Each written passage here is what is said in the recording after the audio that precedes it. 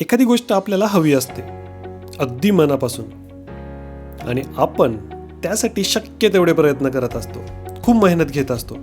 आपल्या परीने जे जे काही रिसोर्सेस वापरता येतील, जितकी एनर्जी तिथे इन्व्हेस्ट करता येईल तितकी आपण करत असतो.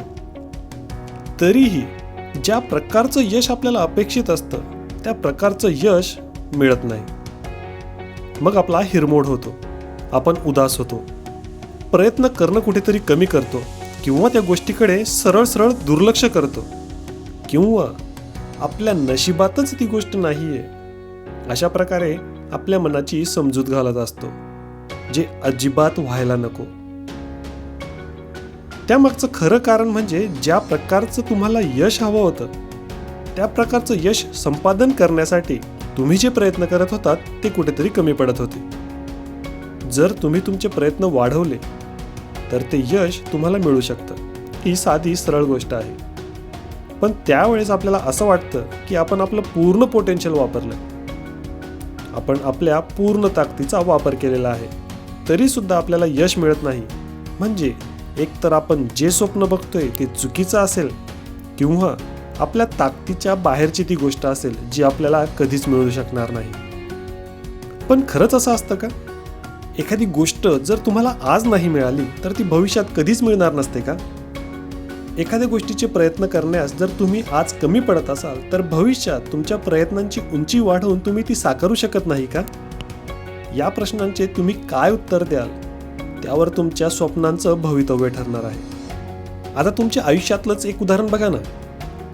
एखादी गोष्ट तुम्हाला सहज साध्य वाटत नसते किंवा अशक्य वाटत असते, पण काही दिवसांनी, महिन्यांनी किंवा वर्षांनी म्हणा हवं तर ती गोष्ट तुमच्या पदरी पडते.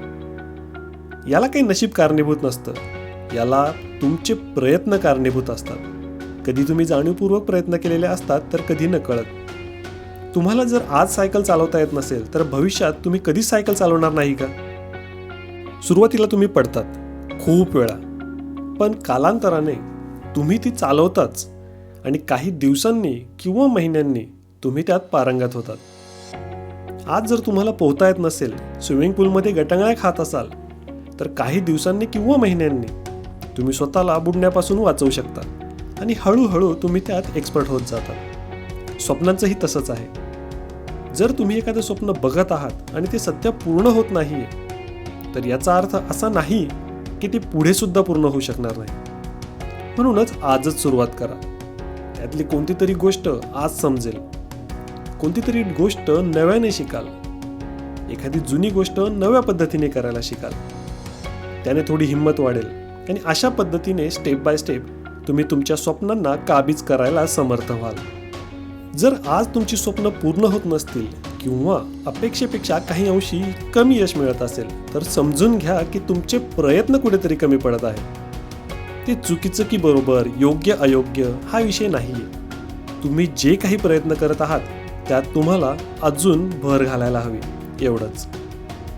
तुम्हाला जर एखाद्या दूरचं लक्ष साध्य करायचं असेल तर तुम्हाला फक्त त्यावर नजर ठेवून चालत नाही, तर तुम्हाला तुमच्या प्रयत्नांची उंची देखील वाढवावी लागते. जेव्हा तुम्ही प्रयत्न वाढवतात आणि ते लक्ष साकार करण्याच्या प्रवासाला निघतात तेव्हा ते लक्ष एक्झॅक्टली त्याच वेळेस, त्याच ताकदीचं जरी साध्य नाही झालं तरी तुमच्या प्रयत्नांच्या उंचीमुळे नक्कीच तुम्हाला भूतकाळातील यशापेक्षा नक्कीच जास्त मिळतं. म्हणून प्रयत्नात कधीच कमतरता असायला नको.